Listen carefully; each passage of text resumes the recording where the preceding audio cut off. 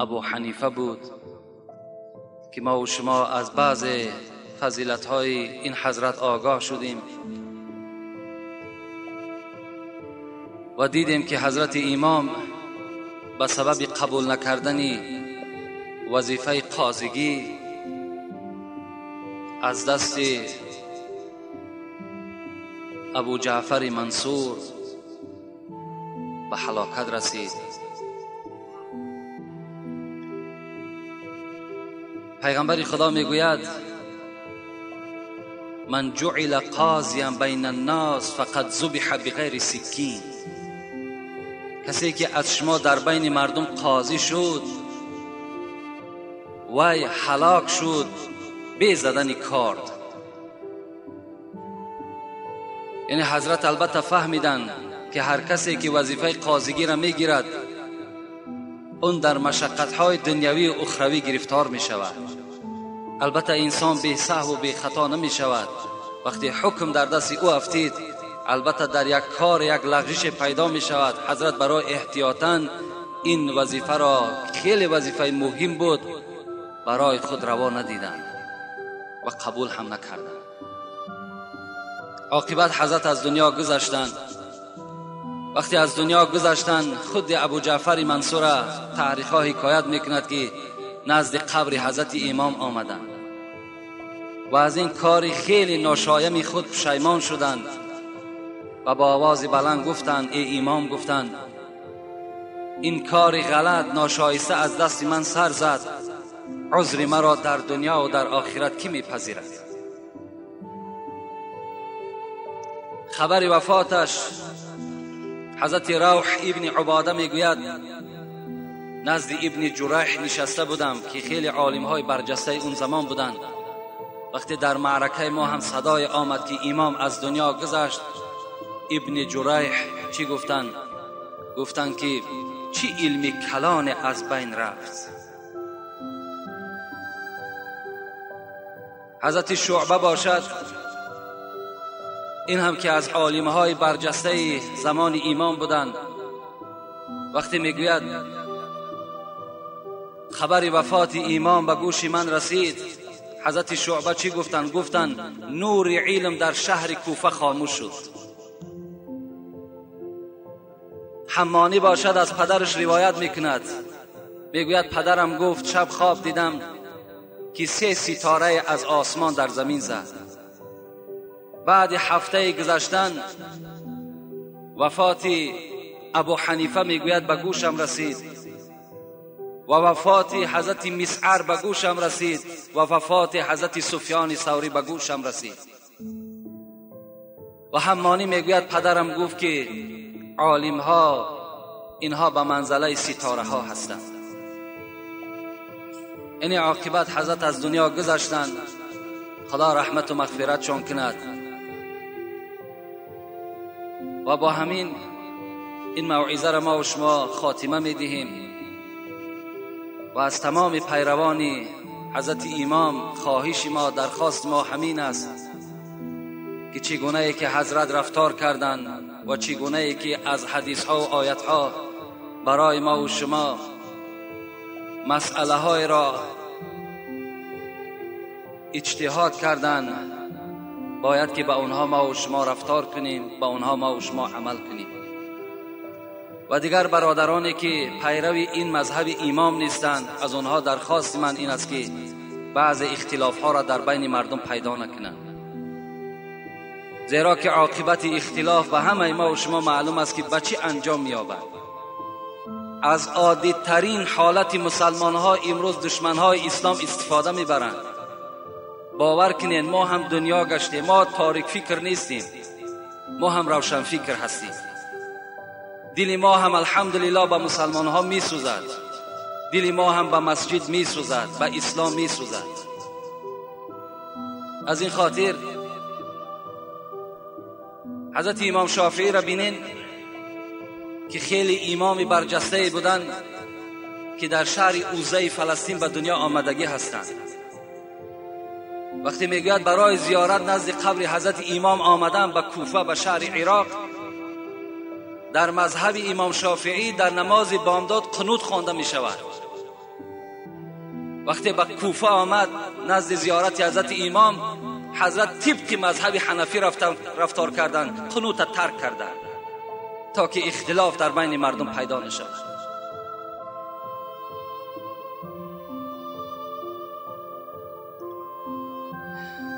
امروز موعظه‌ای که داریم، باور کنید قریب از 70 دانه سوالم زیاد نزد ما موجود است و یک قسمی او را برای شما خواستم جواب بگردانم. و در داخل این سوالها خیلی با سوالهایی که زیادی و نادرکارم بودن، اونها را ما بیره کردیم و اونها جوابم نمیگیم. و بعضی از برادرهای ما و شما بعد این قدر دعوت‌هایی که در باب فضیلت مسجد ما سخنها گفتیم، باز البته یک سخنهای نسبت مسجد گفتن که آدم‌ها که همه گناهگار هستند. انشاءالله از سه سوالی که در باب بگم یک تحقیر مسجد در نزد من هست، خواستم که همین فضیلت مسجد برای شما بیان کنم که مسجد چی مکان است، چه اهمیتی در اسلام دارد. انشاءالله جمعه آینده خدا خواسته باشد در باب فضیلت مسجد و کسانی که در مسجد نماز میخوانند و کسانی که مسجد را بنا میکنند، کسانی که محبتی بر مسجد دارند، اونها چی ثواب و منزلت در نزد خدا دارند، البته جوابش به شما میگردانیم.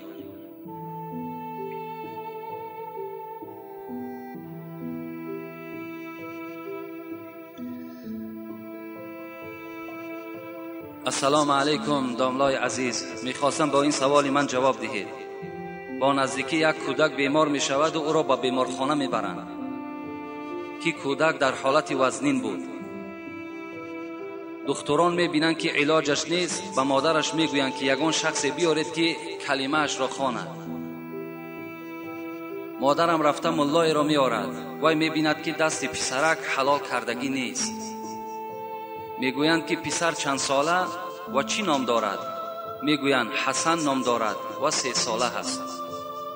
ملا میگوید تا دستش را حلال نکنید جنازهش درست نیست. خلاصه دست کودک را حلال میکنند. آیا این عمل درست است یا نه؟ اصلا برای جنازه کردن دست حلال شرط نیست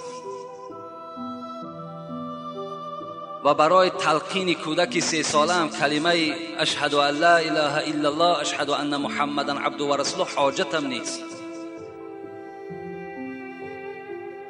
و دیگر این که ختنه کردن سنت است نزد حضرت امام ابو حنیفه و نزد دیگر ائمه های ما و شما واجب است.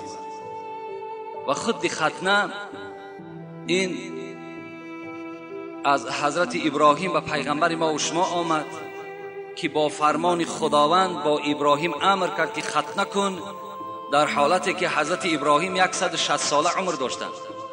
در 160 سالگیش میگوید چیکار کرد؟ ختنه کردند. و این عمل با تمام امت پیغمبر ما و شما سنت شد. بهتر و افضلش همین است که در روز هفتم ختنه کرده شود. در روز هفتم ختنه کرده شود، در روز هفتم تولد همین فرزند نام گذاشته شود، در روز هفتم همین فرزند موی سری او را تراشیده با وزن او باید که ما و شما طلا دهیم یا نقره دهیم دست ما نرسد. و در روز همین هفتم باید که عقیقه کرده شود. بچه باشد 2 گوسفند، دختر باشد 1 گوسفند باید که ما و شما ذبح کنیم. خواه خام تلاشش میکنیم، خواه یک قسمش در خانه میخریم، خواه یک قسم دیگرش به مردم تقسیم میکنیم. این کار ما و شما. این عملها باید که در روز هفتم تولد فرزند باید که انجام بیابد. حتی من یک کتاب دکتری مصری را خواندم و حضرت میگوید که اگر ختنه چنان یک جهت طبی هم دارد که کسانی که ختنه میکنند از کسل سوزاک و سرطان نجات مییابند. اگر آن عملهای را انجام ندهند در دوام حیات، چون که پیدا کننده کسل این سوزاک و سرطان باشد. یعنی این فایده های طبی هم دارد و از یک جهت دیگرش سنت است در اسلام ما و شما. از این خاطر اگر کسی در 7 نکرد تا سین بلاغت ختنه کنه جایز است. یعنی بچه تا سین 12 سالگی اگر ختنه کرده شود این همچی از سنت به جا می آید. لیکن در 7 روزگی پیغمبر خدا هم توصیه دادن که باید ختنه کرده شود. لیکن برای جنازه او را نخواندن این البته یگان دلیلی ندارد، حاجت هم نیست.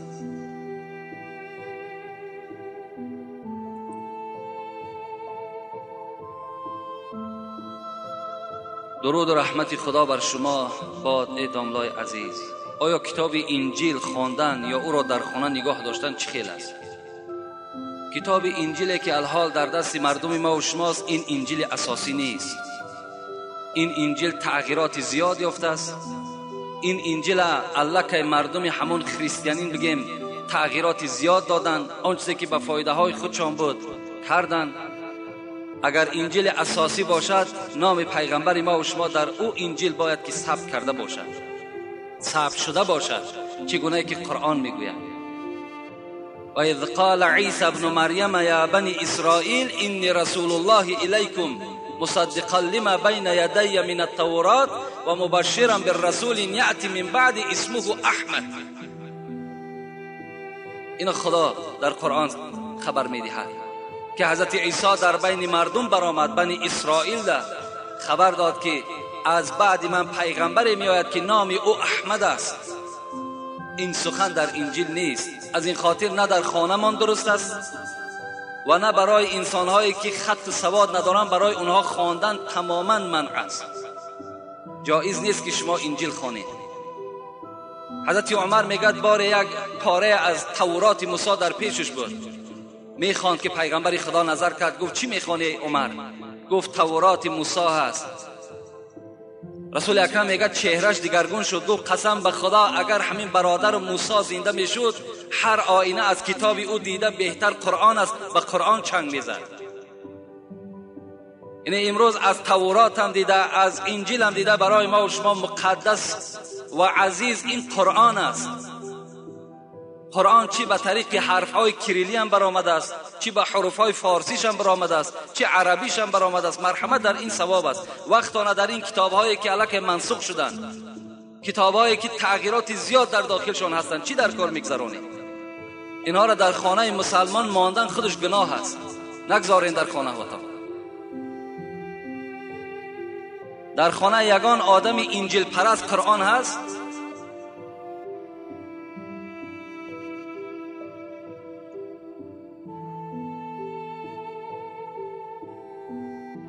نیست. در یگان خانه انجیل پرست قرآن راه نمیتن. السلام علیکم داملای عزیز، من سوالی دارم. در محله ما در چند مردخانه زنهای همسایه ما مرده را زیارت میکنند و دستهایشان را به مرده میرسانند و بوسه میکنند. جوابش را گردانید تا که زنهای محله ما درکدار شوند. و سوال دوم من همین است که از خدای متعال در حق من دعای نیک کنید که کارهای من مثل برادران مؤمن باورار باشد و زکات مال دادن را بر من هم نصیب گرداند. البته امروز این هم یک حساب مصیبت است که تمام معرکه های مصیبت ما و شما را زنها میگذرانند. این یک مرد در همسایگی میگذرد، برای اون نه خویش است، نه تبار است، نه برادر است، لیکن پیش از شوهر یک روی مال دیگر در سر کشیدگی و نزد همون مرده در راست می شود.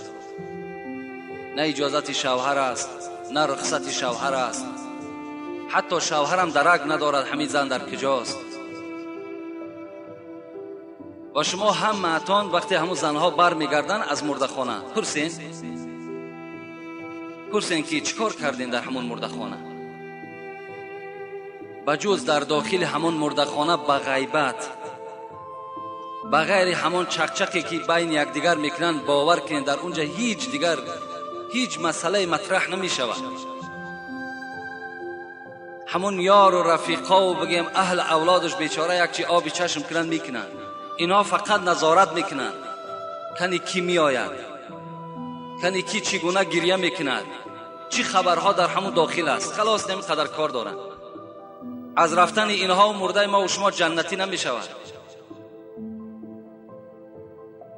پیغمبر خدا میگوید که انس راوی این حدیث است: لما عرج بی مررت بقوم، وقتی که من شب معراج به سوی آسمان برآمدم با همراهی جبرائیل نظر از دوزخ کردم. لهم اظفار من نحاس یخمشون وجوههم و صدورهم.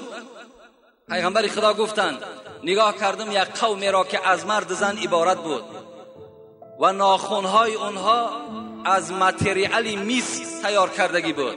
ناخنهای دراز دراز داشتند. یخمشون وجوههم و صدورهم. پیغمبر میگوید با همون ناخنهای دراز درازی میسین رویهای خود خونشار میکردند، روهای سینه خود خونشار میکردند. فقلت من هؤلاء یا جبرائیل. سوال کردم ای برادر جبرائیل اینها کی هاست که اینقدر حالت وزین در گرفتار شدند؟ قال الذين يأكلون الناس یأکلون لحوم الناس. اینها کسانی هستند که در دنیا غیبت میکردند، در دنیا اخبار میچیندند. اینا همون طایفه هستند. و این زنهای ما و شما در همون مردخانه بجز غیبت، بجز چیندن اخبار همون اولاد دیگر چیزی ندارند. با سبب این قدم زدنشون چیکار میکنن؟ گناهگار میشوند، خلاص دیگر هیچ کار ندارند. میلش بسیار دلشان نمیماند خاطر همون زن همسایه، خاطر همسایگی رفت در همون مردخانه داخل شد، پس گردد بیاد از پای کاری خانه شود. شرط نیست که تا مرده را خیزاندن در همون اطراف مرده نشینه. اینش بس نبود که با امروز دستهای مرده را بوسه میکنن. او چی است که دستی او را بوسه میکنید؟ یا دستها را در وجود مرده میرسانند. من در چند معرکه دیدیم. بعد در چهره هاشون میمالند مثل که قرآن زیارت میکنید. این حرام است.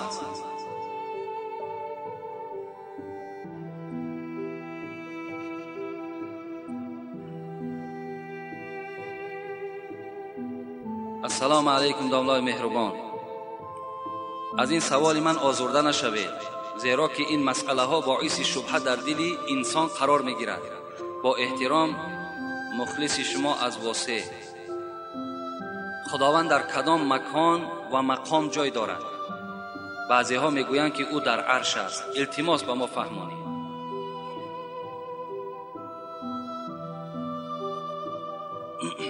مکان خداوند در کجاست؟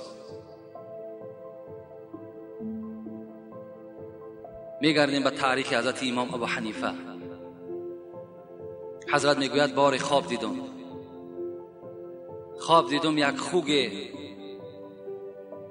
میخواهد که بدن خود را در پوست یک درخت، در تن یک درخت مالد، لکن شاخچه های همون نوده های همون درخت این خوک را چنان زدند که از پیش درخت دور شد. در خواب دید میگه حضرت امام. وقتی میگوید بیدار شدم نزد استاد خود حضرت حماد آمدم، بینی ابو سلیمان. نگاه کردم که استادم خیلی غمگین است، حالتش ناخوب است. با دل گذرانیدم که چی مصیبت بالای استادم آمدگی هست. از او پرسان کردم چرا حالتی ناخوب داری؟ گو الحال گفت نزد پادشاه گفت یک گروه از بی خداها جمع شدند و با پادشاه میگویند که این طبیعتی که در دنیاست این از ماده به دنیا آمده است، این خدا نه آفریده است. و در دلیل های زیاد داریم. کدام عالمی که داری مرحمت با او عالم ها بحث میکنیم. حماد میگوید که این پادشاه مرا اختیار کرد. اما خدای داریم که وی با چشم نمیبینیم، خدای داریم که به دست وی قپیده نمیتوانیم. برای این انسان هایی که خدا ندارند به اینها چگونه من اثبات کنم؟ اینا چیزی را میبینن باور میکنن، چیزی را نبینن باور نمیکنن.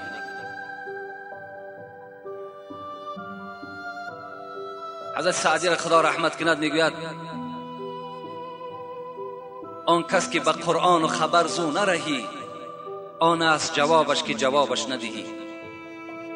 در آن کسی که قرآن دلیل میاری، حدیث دلیل میاری، وقتی باور نمیکند جواب او انسان خاموشی است. خلاص.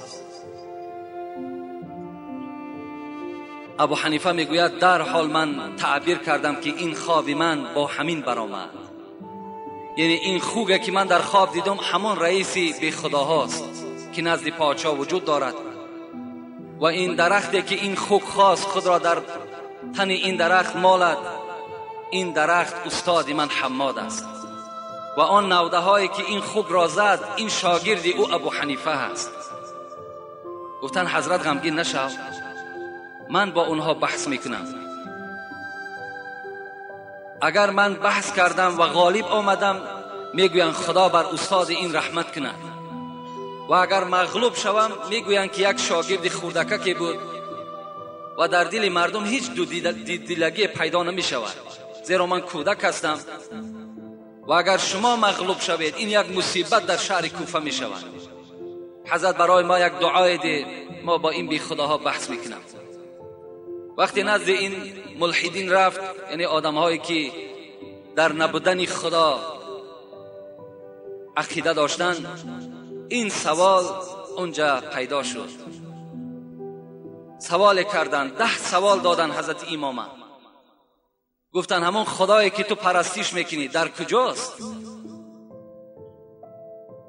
حضرت گفتن این مکان ندارد، خدای ما مکان ندارد، در همه مکان خدای ما وجود دارد. گفتن برای ما یک مثال بیار. حضرت امام مثال آوردن. گفتن در یک ظرف اگر شیر باشد، شما به من خبر دهید که آیا در ترکیب شیر روغن هست؟ گفتم بله روغن هست، این مسکه‌ای که ما و شما میگوییم. گفت آیا در کدام نقطه همین ظرف همان روغن وجود دارد؟ گفتن در تمام جزئیات این شیر روغن وجود دارد، یعنی در تمام ترکیب این شیر روغن هست. گفتن حضرت امام گفتن مادامی که یک روغن در تمام جزئیات شیر که وجود داشته باشد، پس این خدایی که خالق این شیر است و خالق این دنیاست، پس وای در همه جا وجود داشتنش ممکن است. گفت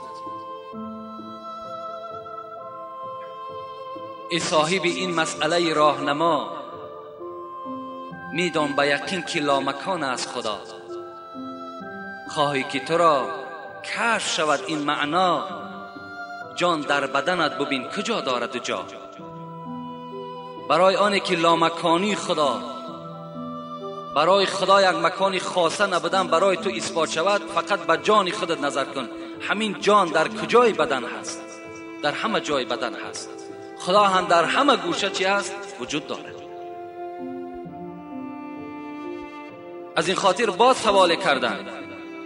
سوال چی بود؟ خدا با کدام طرف نگاه دارد؟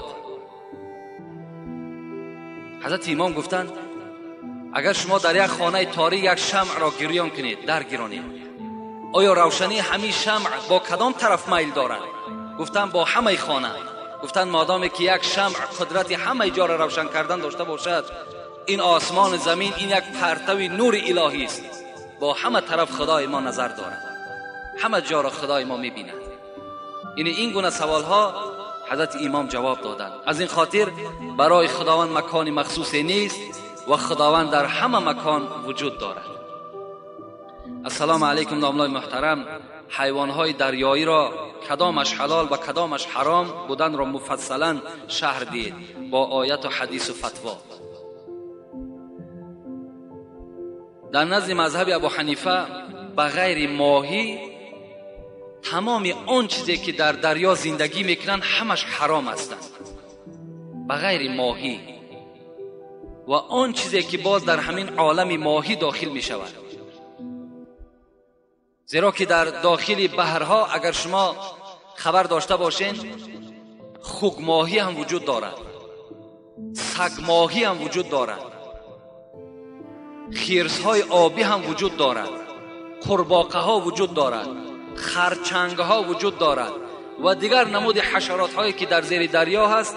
به قول حضرت امام ابو حنیفه که آیت را دلیل میکنند و یحر طبیعت آدم از دیدن وی خیره می شود. این خبائث میگویند. حضرت امام این دلیل کردند و گفتند بغیر ماهی تمام آن چیزی که در دریا هست همش حرام است. اگرچند که نزد جمهور همه آن چیزی که در دریا هست همش حلال هست، لیکن نزد حضرت امام ابو حنیفه همش حرام است بغیر ماهی. در حدیث ها پیغمبر خدا میگوید که دو چیز را به ذبح یعنی به بریدن سر اونها برای شما حلال گردانیدم، یکی ماهی یکی ملخ. ملخ هم در اسلام حلال است خوردنش، چی ذبح کرده باشد چی به ذبح باشد. و ماهی که اگر حضرت امام ابو حنیفه میگوید اگر خود مرده باشد وی حرام است، وی را خوردن جایز نیست. یعنی خود مردش حضرت امام جدا کردن که وقتی می روید شما می بینید که در دریا شکمش از قسم بالا باشد و مردگی باشد، این صورت اون ماهی را حرام است خوردنش. وقتی که اگر شکمش از قسم پایان باشد و پشت از سوی آسمان باشد و مردگی هم که باشد حلال است. و این ماهی هایی که ما و شما با طریق مثال آب خلار میزنیم میگیریمشان یا یگان داروی دیگر میزنیم ماهی ها را نابود میکنیم، ایناش حلال هستند. مگر خود ماهی از پیش خود مرده باشد این حرام است گفتن حضرت امام ابو حنیفه. السلام علیکم داملای عزیز، یک دو سوال دارم. میگویند که به آینه نگاه کردن طهارت میشکند و یا که بعد نماز شام به آینه نگاه کردن روی جنت را نمیبیند و نیت نماز شب را میفهماندین. میگویند که در نماز شب 66 بار قل هو الله خوان و 33 بار دیگر باز قل هو الله خوان. التماس داملای عزیز و پررگی جواب داد. با آینه نظر کردن اینا البته همش یک عقیده های بگیم پوسیدگی و بی معنی هست. امروز برای آنی که ما چهره خود نظر کنیم، سر و لباس خود نظر کنیم، احتیاج به سوی آینه داریم. از این خاطر به همه شما به توصیه ما هم انشاءالله همه میدونم که به آینه از خانه بیرون نمیشویم. همه شما یک بار آینه در خودتان میبینین، سر و صورتتان درست میکنین، بعد از خانه بیرون میشین و همین کار شما درست است. حتی که در انسان بعضی حدیث های ضعیف پیغمبر هم هست که باید در بر آدم آینه باشد. موسفید های پیشین داشتند، اگر خاطرتان نباشد، چه از داشتن همون کارچه های خرد، چه از شانه و چه از آینه و در دست هر یک کدام اونها بود. امروز متاسفانه اینا از ما و شما دور شدن، لیکن داشتن اینها در بر ما و شما ضروری هست. چهره خودمان تماشا میکنیم، بدن خودمان نگاه میکنیم، کمبودی هایی که هست همش اصلاح میکنیم. چرا دیدن این غلط باشد؟ در شب به خاطر اون صاحب چهار کتاب میگوید که شب یک حالت تاریکی هست، شاید که نگاه میکنین که در چشم شما یگان چیزی میتابد و در وجود شما ترس پیدا میشد. به همین خاطر است و الا نظر کردن به آینه ثواب است، گناه نیست. السلام علیکم داملای شیرین سخن. اگر شب تاریک در خواب ترسناک یا ناخوب ببینید چی باید کرد؟ یعنی وقتی شما اگر شب در خواب یک خواب میبینید که یک دهشت شما را فرا میگیرد، یعنی یک خواب ترس، پیغمبر گفتن وقتی بیدار شدین با طرف چپ 3 بار آب دهانتان پرتایین. با طرف چپ که در اون موضع شیطان است میگوید و این خواب ترسناک شما از حساب وی است، در جانب همون چپتان 3 بار توف کنید. یعنی با بگیم سخنهای عادی امروزه و اعوذ بالله من الشیطان الرجیم گویید در هر بار توف کردنتان و بعد او پهلوی که خواب بدین پهلو را عوض کنید و خواب کنید. گفتم پیغمبر انشاءالله دیگر خوابی ناخوب نمیبینید. دویم سوال، اگر سلام از آدمی راه دوری آورده شد آیا جواب اون نیز ضرور است؟ البته وقتی که از راه دوری ها به ما و شما سلام میارند، مثال از دوشنبه هست، از مسکو است، سلام کسی را میارند، در اینجا فقهای ما و شما گفتن و علیه و علیکم السلام باید جواب گفتن در کار، یعنی بر وی ها و بر شما سلام. وقتی سلام آوردن هم با همون سلام آورنده جواب میگوییم، هم به کسانی که از نام اونها به ما و شما سلام آوردن با اونها البته جواب سلام دادن. این حالت اگر ما جواب سلام نگردانیم ما و شما گناهکار میشیم. شیر اسب حلال است، شیر اسب حلال است. حتی در یک فتوای دارم به نام زیور جنتی، در همون زیور جنتی میگوید که شیر اسب حلال است، حتی که اگر اسب از دنیا هم گذشت بگیم هلاک شد، فوتید، در حالت همون فوتیدگیش هم که اگر در همون پیستان و شیر هم داشته باشد، شیر او را گرفته استفاده کنین، حلال است. و اگر گاو هم که از دنیا گذشت هلاک شد، در پیستان و شیر باشد، شیر او را جوشیده گیرین، شیر وای حلال است. در همین زیور جنتی فتوا هست. اگر کفن و قبر را بر وقت‌تر پیش از مرگ تیار کنی می شود یا نه؟ کفنش درست است میگوید همین صاحب همین فتوا، پیشکی کفن تیار کردن جایز، لیکن قبر پیشکی کندنش ناجایز میگوید، مکروه است میگوید. السلام علیکم کی حاجی مرزا که فخر ما هستی. همین سوره بسم الله الذی لا یضر مع اسم شیء فی الارض ولا فی السماء و هو السمیع العلیم، این سوره رو میگن بعد بامداد و شام خوانید، بسیار خوب است.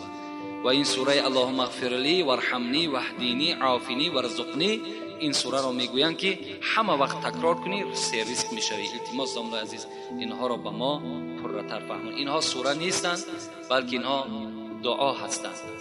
از این خاطر البته درست است، این هم تلفظش هم نوشتش همش راست است. اینا با حدیث های پیغمبر خدا وارد شدن. کدام شما اگر اینها را خواندین استفاده کردین، اون چیزی که گفتی همش حقیقت داره. السلام علیکم حاجی داملا، آیا اخته کردن حیوان جایز است؟ اخته کردن حیوان نزد حضرت امام ابو حنیفه ما و شما به پرگی جایز است. فقط نزد حضرت امام مالک اخته کردن اسب را اجازت نمیدهد، زیرا میگوید قوت اسب کم می شود و نسل او کم می شود. دیگر نزد هر چهار این ائمه اربعه، نزد چهار مذهب، اخته کردن حیوان به طریق اولاد جایز است. یگان غلط و یگان خطای ندارد. حتی که میگوید که حیوانی که اخته می شود، حضرت امام ابو حنیفه میگوید وای گوشتش سه روغن می شود و گوشتش با لذت می شود.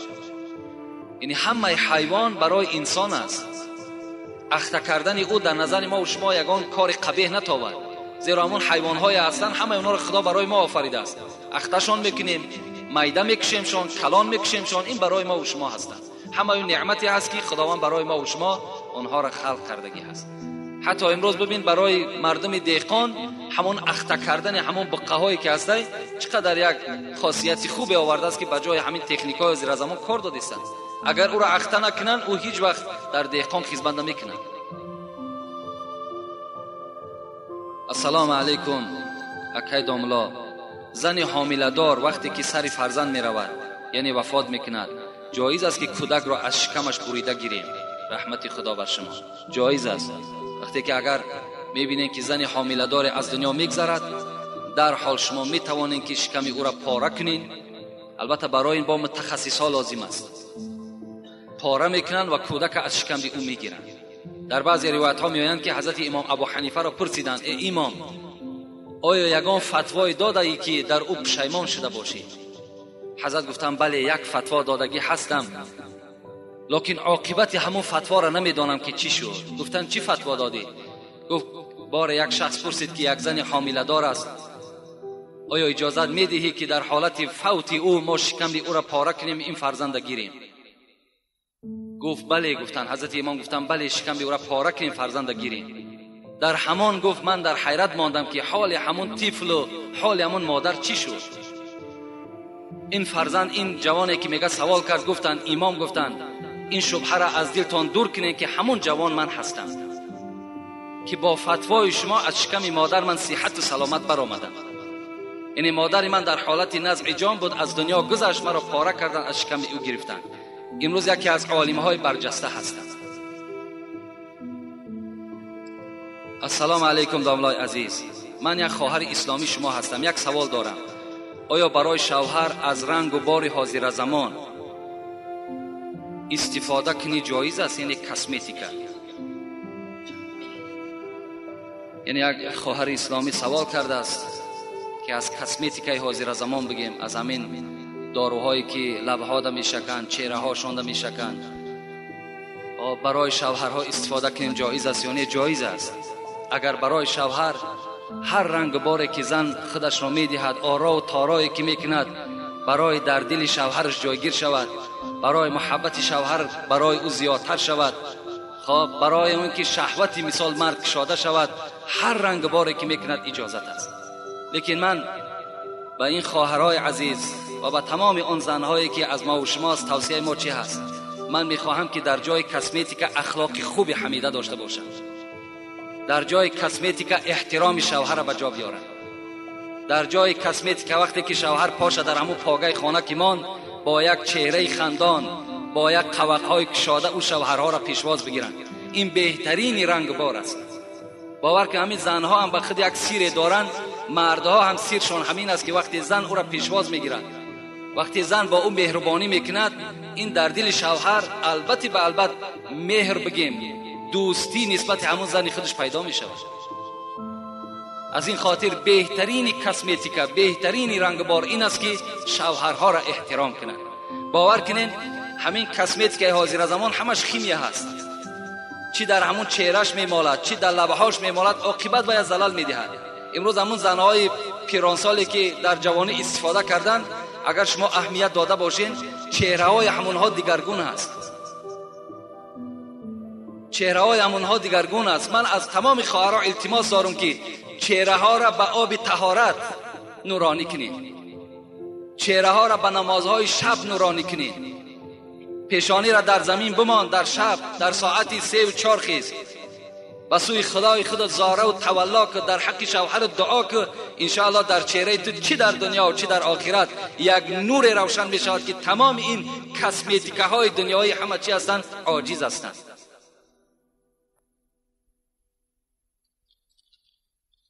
السلام علیکم بابای داملا، آیا همین شعری من ایجاد کردم درست است برای بینمازان؟ یک برادر برای بینمازان هرچی بگن کم است، یک شعر ایجاد کرده است. اگر چنده که رحمت خدا به این برادر ایجاد کردن، در وزن کم شعرها وزن ندارن، لیکن معنای خیلی خوب دارن، معناش پره هست.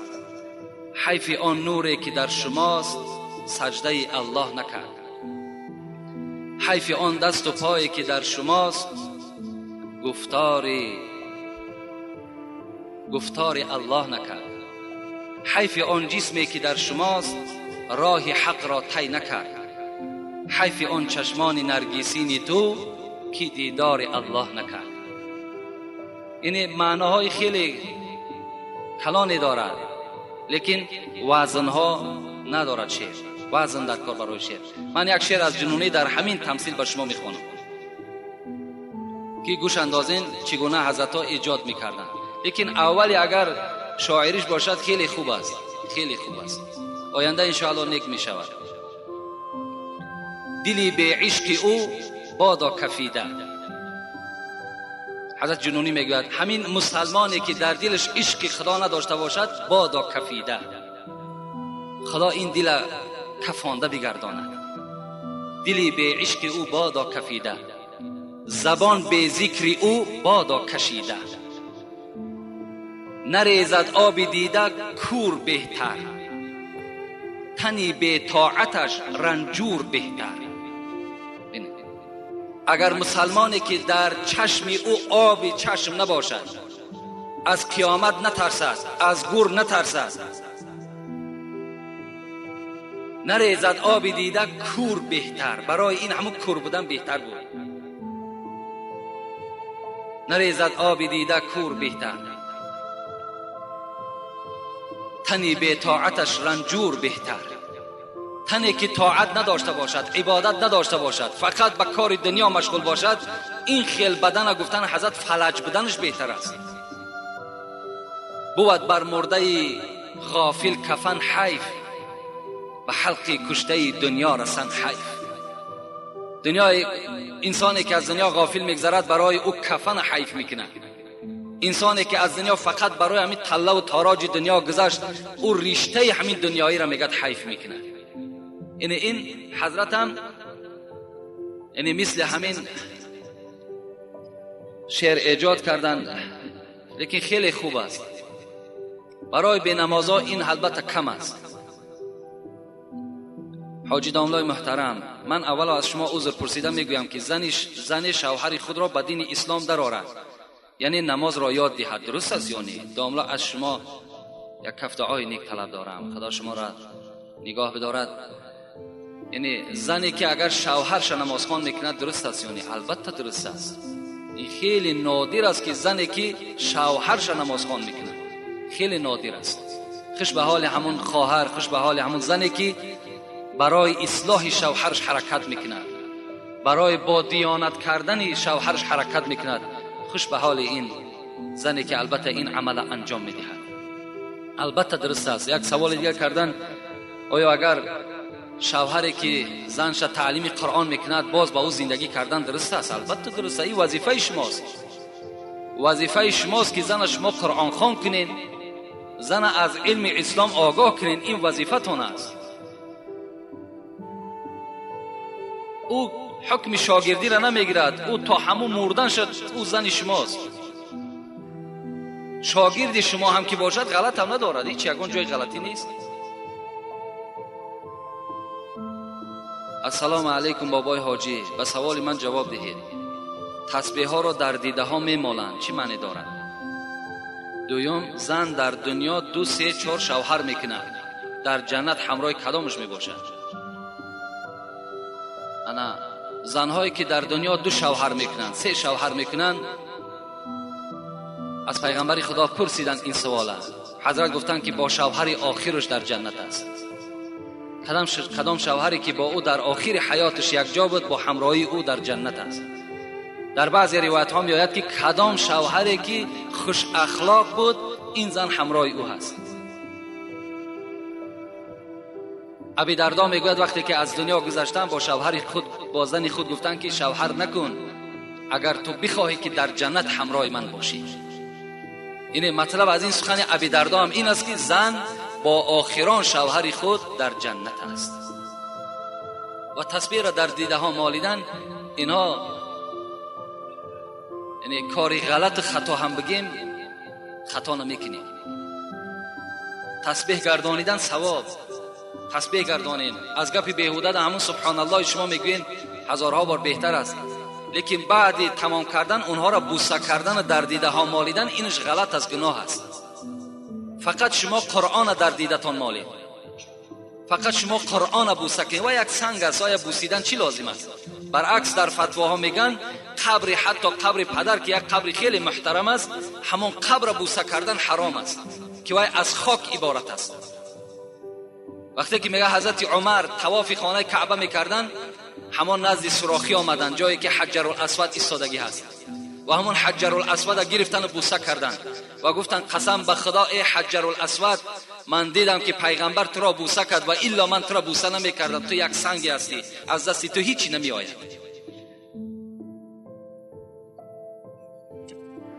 السلام علیکم بابای داملا، همین سوال ما را با پررگی جواب بده. من بسیار در نماز غلط میکنم. اگر پس بخوانم، اگر نماز را کمکک بلند بخوانم خطا نمیکنم. یعنی نماز بلند خوانم غلط نمیکنم، پس بخوانم غلط میکنم. من دخترک هستم، میگن آواز دخترک سطر هست، من چی کار کنم؟ باز یک سوال دیگر. بابای داملا، من میخواهم که جنازه را پیش از نماز بخوانیم، برای آنی که بسیاری کسها در نماز جنازه اشتراک نمیکنند. خداوند این خواهر باز توفیقش زیاده بگرداند. یعنی همه وقت باید که جنازه های ما بعد نماز شوند، زیرا پیش از نماز جمعه وقتی ما جنازه میکنیم اکثر مردم جمعه را میپرتوین، از پس نماز جنازه میشوند. اینجا ده همشون گناهگار میشوند، زیرا فرض عین ماندگی مثال از پی یک فرض کفایه میشوند. باید که جنازه البته به البته چی شود؟ بعد نماز شود. و سوالی که دادن آواز دخترک سطر هست، این غلط است. آواز دخترک سطر نیست. آواز دخترک سطر است در وقتی که در نزدش مردهای باشند که مثال محرم این نباشند، مردهای بیگانه باشند، این حالت در آواز زن سطر میگن. لیکن در نماز همه شما چی زن و چی مرد می توانیم 5 وقته نماز کدامش نباشد، چی بامداد چی پیشین. گفتی عباره مختصر که والمنفرد خیرت این ادا، آدمی طاقت گذار حق دارد خواب پس میخواند خواب بلند. اگرچه نماز پیشین باید پس خوانده شود، عصر پس خوانده شود. اینها فقط برای امام هستند، برای آدمی طاقت گذار نیست. برای آدمی طاقت گذار میتونی با تمام آواز در خانت بخوان، چی پیشین باشد چی عصر باشد. نمازهای بلند میتونیم پس بخونیم، بلند یعنی اختیار شما هست اگر طاقت گذار باشین. این بلند خواندن و پس خواندن فقط برای همون خطیب است، برای ملا است، برای امام است، برای شما نیست. همه تون میتونیم بلند میخونیم پس میخونیم، این حق شما هست اگر در خانه نماز ده تنها گذار باشین. السلام علیکم داملای محترم حاجی مرزا. بعد از سلام خواهش میکنم که به این 2 سوال من جواب بدهید. در ماه سفر لباست در تنت اگر بسوزد پوشیدن وی باز درست است یا نه؟ در ماه سفر نکاح کردن یا که توی کردن، یا زن اگر حامله دار شود، یا زنی که سری فرزند رود، با احترام یکی از مخلصان شما. ما این قدر از ماه سفر میترسیم، این قدر از خدا نمیترسیم. تمام در مردم ما و شما همون جاهلیت دوره عرب ها پیدا شده است. در دوره های جاهلیت هم کتاب تاریخ عرب ها را خواندم، تماشا کردم. اونها هم برای اونها روزی نامبارک روزی چهارشنبه بوده است. انا همون اثر جاهلیت اونها در ما و شما تاثیر کرده است. امروز بیماری را وقتی میگو روزی چهارشنبه خبر گیرم میگن نره که کسلش زیاد میشود. ببین این یک جاهلیت است، حالان که پیغمبر ما و شما میگه العائد فی المریض یمشی فی مخرفة الجنه. کسی که اگر بیمار خبرگیری میرود قدمهای او در باغ از باغهای جنت قدم زده ایستاده است. ببین ما و شما را محروم میکنن از فیض همون جنت، از همون داخل جنت. ما و شما را این جاهلیت محروم میکنن، نمیگذارد که شاید که من همون روزی چهارشنبه بیکار باشم خلاص. یا حضرت عایشه صدیقه میگوید که در دوره‌های جاهلیت ماه شوال بسیار ماه نامبارک بود برای مردم عرب، حالان که پیغمبر مرا در ماه شوال نکاح کرده گرفت. این عایشه صدیقه میگوید. یا جاهلیت ما و شما این گونه بود که یک چغز اگر در بالای یک درخت می نشست میگفتیم از همین خانه یک کس وفات میکنه، یا همین خانه ویران میشد برای که چغز در بالای خانه نشست. حالان که خدای ما و شما و ما اصاب من مصیبت الا باذن الله. ای بندگان من، خاطر شما جمع باشد، از هیچ چیز نترسید. هر بلا و مصیبتی که به سر شما می آید همش از نزد من به اجازت من می آید. شما از اینها نترسید. ماه سفر هم از طفیل اینهاست. ماه سفر یک ماه پرخیر، یک ماه پربرکات. فقط پیغمبر خدا را وفاتش در این ماه سفر است. برای این در این ماه، هر ماه برای ما و شما ماه مبارک است. از ماه سفر نترسید. حتی پیغمبر لا عدوى ولا طیرة ولا هامة ولا سفر فی الاسلام. ببین در اسلام ما از پرنده ها نترسین. گفت در اسلام از ماه سفر نترسید. هیچ بلا ندارد، هیچ مشقتی ندارد. برای همین لباسی که در ماه سفر می سوزد پوشیدن او باکی ندارد، پوشیدن بگیر. یا توی کردن در ماه سفر، اگر همین تویهای سرخراجات و همین تویهایی که پر از حرام کرده های خدا هست در ماه سفر نه، در تمام کل سال برای ما و شما نادرست است. ماه سفر خالی نه. یکی خوش به حال همون پیشوای ما و شما که بیچاره البته مانده شدند از حساب همین خراجات و اسراف ها و عمل های نادرکار همین مردم که مانده شدند. بعد گفتن که همین ماه سفر در توی کردن درست نیست. شکر که از همین ماه سفر حاضر می ترسن، از خدا نه.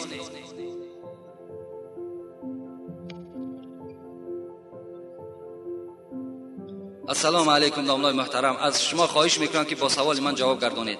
پدر و مادر حضرت امام اعظم کی بود؟ اینا را ما گفتیم گذاشتیم. از آینه نیلگون نماز بامداد یا پیشین و غیر نمازگزاری را میخوانند. از قفا اینها نماز خواندن درست است یا نه؟ درست نیست. از بالای تلویزیون وقتی که شما یک نماز میبینین و با آنها اقتدا میکنین، نماز شما فاسد است، نماز شما درست نمیشود.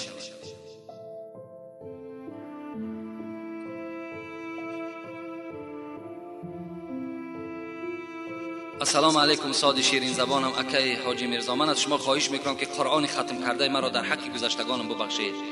از شما خواهش میکنم که درباره امام حسین با ما صحبت میکردید، با احترام یکی از مخلصان دائمی شما. ان شاء الله به نزد من بیا، بعد میبخشیمش در حق من اولاد اجداد. الان که حق بخشیدن خود داری، ختمش کردی، 3 بار دیگه سوره اخلاص بخوان، در حق تمام گذشتگانت همان ختم کردگی تا ببخش، ان شاء الله ثواب میگیری. السلام علیکم داملای شیرین سخن. این سوالش.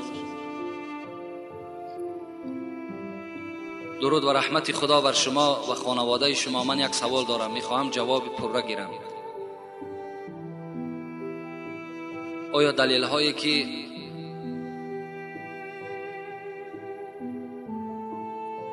دو سوالی هستن که خیلی وقت زیاده میگیرن و میخواهم همین سوال آخران جواب میگردانم.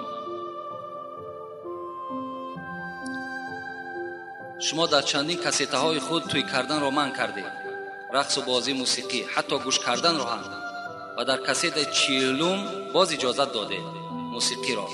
این را با ما پورا فهمونید، زیرا پیروی شما هستید. التماس با جمعه های نزدیک جواب گردونید. یک گروه مخلصان شما.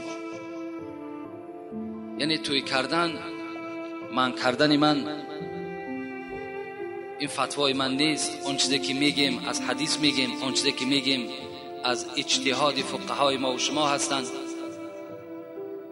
معرکه هایی که سرخراجات باشد به طریق اولا کردنشان حرام است.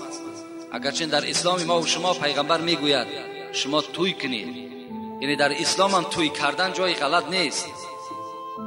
باید در توی پیغمبر خدا از مرده فرق داشته باشد، با آواز دف فرق داشته باشد. یعنی زنها با همراهی زنها چیکار کنن؟ همون خرسندی خودشان انجام دهند، نه به طریق امروزه، نه به طریق حاضره.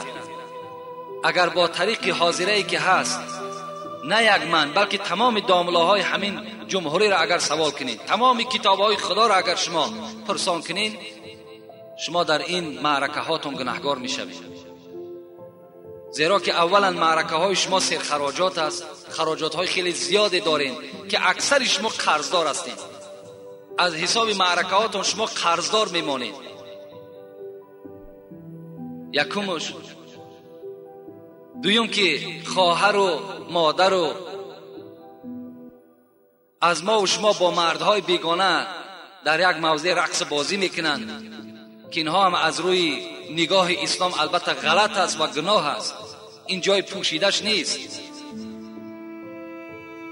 و گوش کردن موسیقی، اگر موسیقی باشد، شعر باشد که از او تربیه باشد، از او آداب گرفتن باشد، درست است. لیکن شعر باشد که از او هیچ تربیه حاصل نمی شود، موسیقی هست که از او هیچ چیز حل نمی شود. یعنی یگان آبادی جمعیت آبادی اسلام آبادی همون فرزندها نمی شود و یا گوش کردن البته غلط است. خدا در قرآن چی میگوید؟ این السمع والبصر والفؤاد کل اولئک کان عنه مسئول. این گوش ها و چشم ها و دست ها و همه اعضای شما در نزد خدا مسئول هستند، جوابگر هستند. برای همین ما هم غمخواری ما چی هست؟ توی هاتون کم خراجات کنید. شرط نیست که یک سراینده را شما در $500 میارین، در $400 میارین. در یک طربخانه برای یک آدم رقاصه $200 جدا کردن، همگی نیم ساعت رقص میکرده است. $200. همین کفران نعمت نیست؟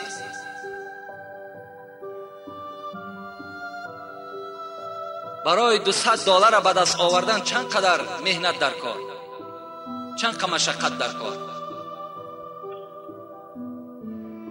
این ما در دوشنبه در یک طربخانه آوازش آمد که $200 همگی نیم ساعت رقص میکرده است. خیلی رقاصه مشهور بوده است.